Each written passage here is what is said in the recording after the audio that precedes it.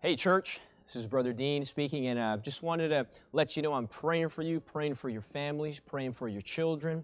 I'm praying for just the whole situation going on, and that God would continue to bless you even in this change of circumstance and through this, whole quarantine time. I know many of us, we're thinking, man, I'm at home, man, I can't go to work, man. There's a lot of thoughts that we have about this quarantine, but specifically thinking about this quarantine, something I would like to encourage us about, including myself, is during this time of quarantine, let's think of it as an opportunity rather than a burden. There's a term that I heard a long time ago. I believe I was in the 10th grade, and the term is carpe diem. It's from this movie.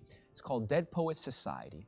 And I'm not saying I believe everything that the movie says, but there's this term, it's a Latin term, and it's carpe diem. It means to seize the day.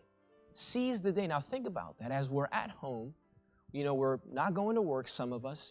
Many of us as students, we're not going to school. We don't have a lot of the distractions, so to speak, that we had before when the world was kind of normal. But I want us to take that term into consideration, seize the day. We have more hours now to spend time with our family, to spend time in prayer, to spend time studying the Word of God, to spend time reading books and literature that would build us up spiritually. So instead of complaining about, man, I'm stuck at home, man, I can't go play with my friends, man, I can't, do all these things, let us look at this as an opportunity to carpe diem, to seize the day for the Lord, not for ourselves, not for our fleshly wants and desires, but rather to grow more spiritual and to grow stronger for the Lord. I want us to look at Ephesians chapter 5, just a verse to coincide with this thought here.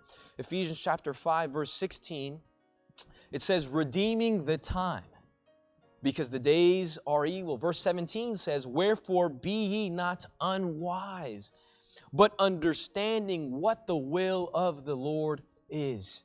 Now, once again, let us take that phrase into thought. Carpe diem, seize the day. Hey, take time to accomplish things for the Lord.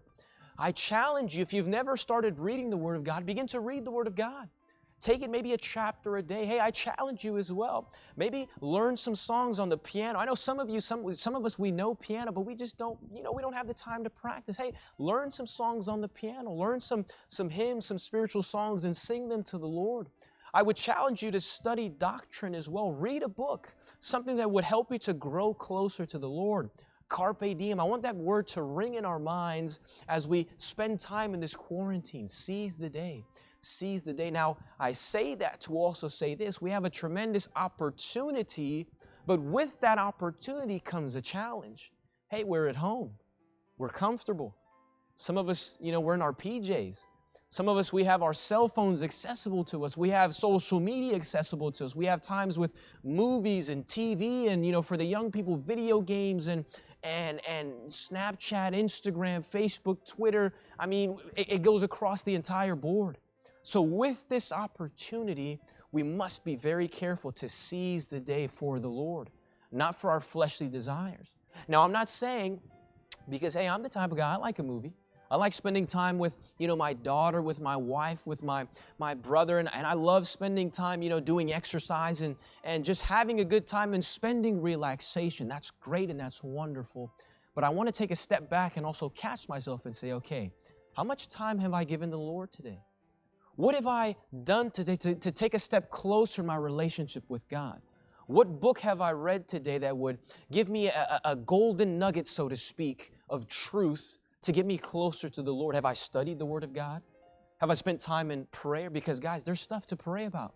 I mean, we need to pray about our nation. We need to pray about our leaders. And I'm speaking to myself. We need to pray about our leaders. We must pray about the school here at our church, the students, that they would be able to retain all the information they're getting. Pray about the church, the members, that we would continue to be faithful even in this change of circumstance. But I want us to remember that term, carpe diem. Seize the day. I challenge you to seize the day for the Lord, not for just yourself, but I challenge you to do one thing today, one thing. I challenge you just one thing, to do one thing today, to seize the day and look at this quarantine as an opportunity to grow closer to the Lord.